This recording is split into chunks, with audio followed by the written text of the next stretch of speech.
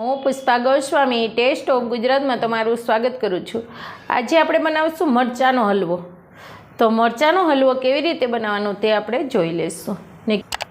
તો મરચાંનો હલવો બનાવવા માટે મેં આ 200 ગ્રામ મરચાં લીધેલા છે ને આવા મરચાં આવે ને જાડી છાલવાળા એ લેવાના ને આ હાવ મોરા મરચાં હોય। આ ન મળે તો આ પણ ચાલે, આ લાંબા મરચાં આવે એ મોરા જ હોય। આ બેમાંથી એક જ લેવાના, બીજા મરચાં નહીં હાલે આમાં। હવે એના ટુકડા કરી અને આપણે એને બાફવા મૂકી દઈશું।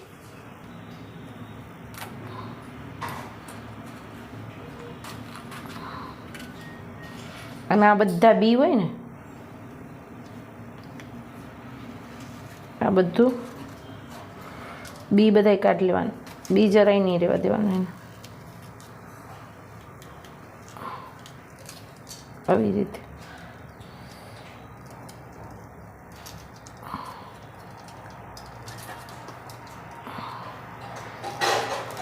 બી ન રહેવું જોઈએ જરાય। આવી રીતે બાફી લેશું બધા, આવી રીતે ટુકડા કરી લેશું।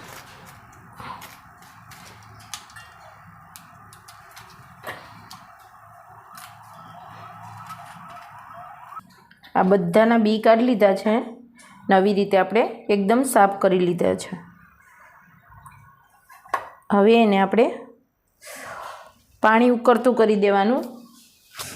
હવે આપણે આ બધા બી કાઢી નાખ્યા છે ને પાણી આપણે ઉકળવા મૂકી દીધું હતું, એમાં ચપટી ખાંડ નાખી અને મરચાંને બાફવા મૂકી દઈશું।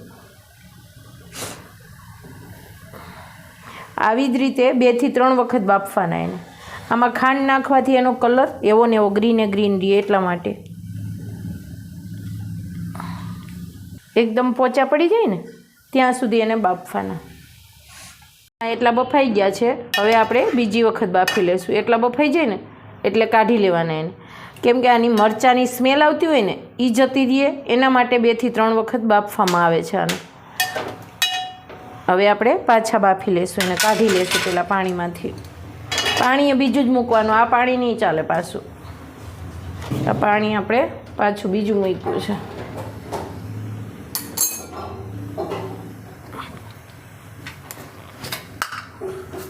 પાછી એમાં ચપટી ખાંડ નાખી દેવાની। ખાંડ તો 2 વખત નાખવાની છે। આ નિતારેલા મરચાં નાખી દઈશું બીજી વખત। હવે આને પ્રોપર બફાવા દેવાના આમાં। આપણે બીજી વખત પણ મસ્ત બફાઈ ગયા છે। હવે હવા બાફવાના જો। હવે આપણે ગેસને બંધ કરી દઈશું જો। હવે મસ્ત બફાઈ ગયા, 2 વખત બાફા મેં। હવે આપણે પાણી નિતારી લેશું અને ઠંડા થવા દેશું। હવે આને આપણે ઠંડા પડવા દેશું, પછી આગળની પ્રોસેસ કરશું। આપણા મરચાં હાવ ઠંડા થઈ ગયા છે જો। હવે એને આપણે મિક્સરમાં ક્રશ કરી લેશું।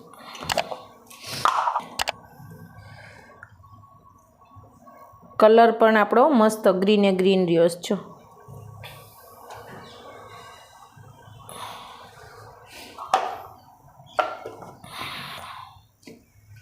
આવી રીતે પેસ્ટ બનાવી દેવાની મરચાંની। હવે એમાં 1 ચમચી ઘી લેવાનું।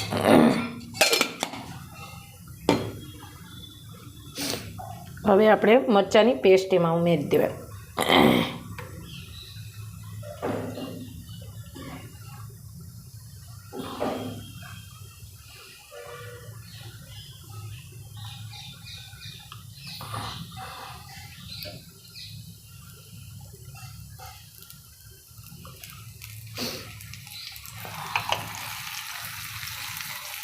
હવે એને આપણે શેકી લઈશું।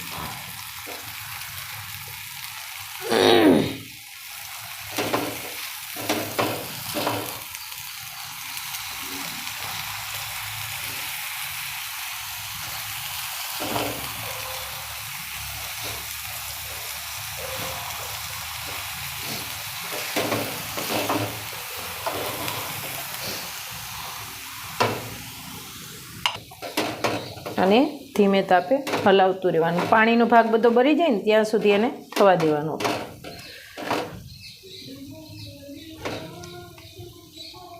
હવે આમાં પાણીનો ભાગ બળી ગયો છે. આપણે 1.5 ચમચી ખાંડ નાખશું.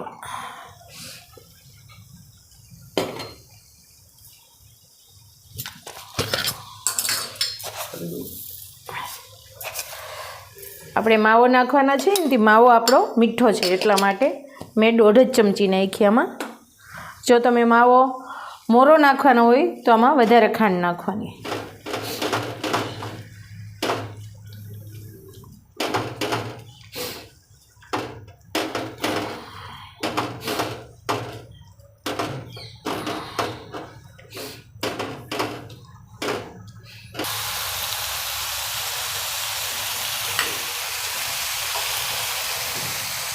હવે આમાં આપણે 50 ગ્રામ જેટલો માવો નાખશું.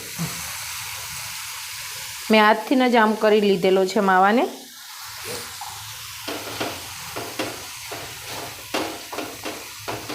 આમાં જાય એટલે પીગળી જશે હમણાં માવો આપણો.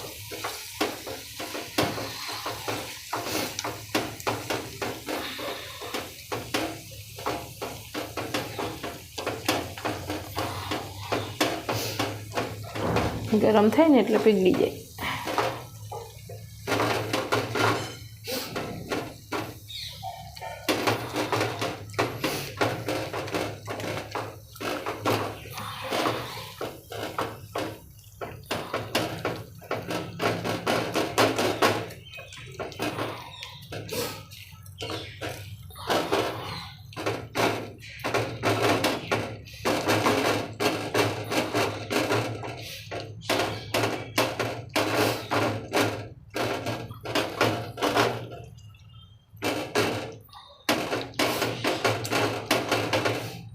મસ્ત આપણો મિક્સ થવા માંડ્યો માવો.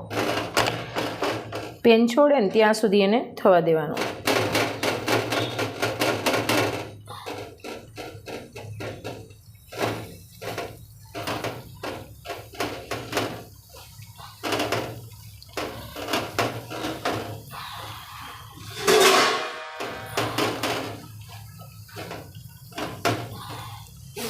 આ કર્ણાટકની વાનગી છે અને ત્યાં પહેલાં રાજાશાહીમાં બનાવવામાં આવતી આ વાનગીને.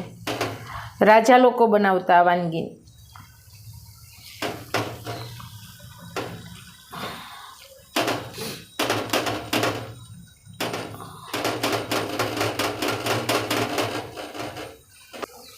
હવે આપણે 2 થી 3 ચમચી કાજુ બદામનો ભૂકો નાખશું. 2 થી 3 ચમચી કાજુ બદામ નાખેલા છે.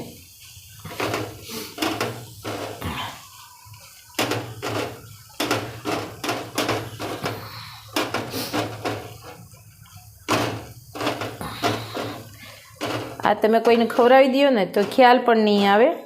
મરચાંની જરા પણ ખબર જ નહીં પડે. કોઈ ખાય અને તમે કહેશો તો જ ખબર પડશે, નકર નહીં ખબર પડે.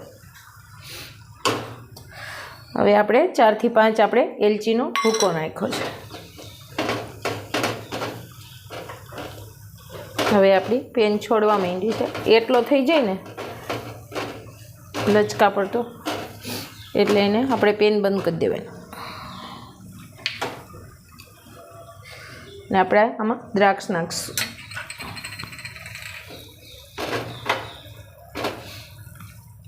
ગેસ બંધ કરી દીધો છે. પેન ગરમ હોય ત્યાં સુધી થોડોક હલાવતો રહેવાનો.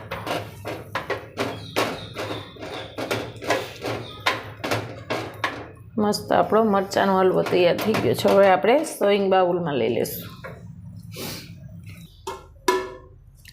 હવે આપણે બદામની કતરણથી એને ગાર્નિશ કરી દઈશું, થોડું સજાવી દઈશું.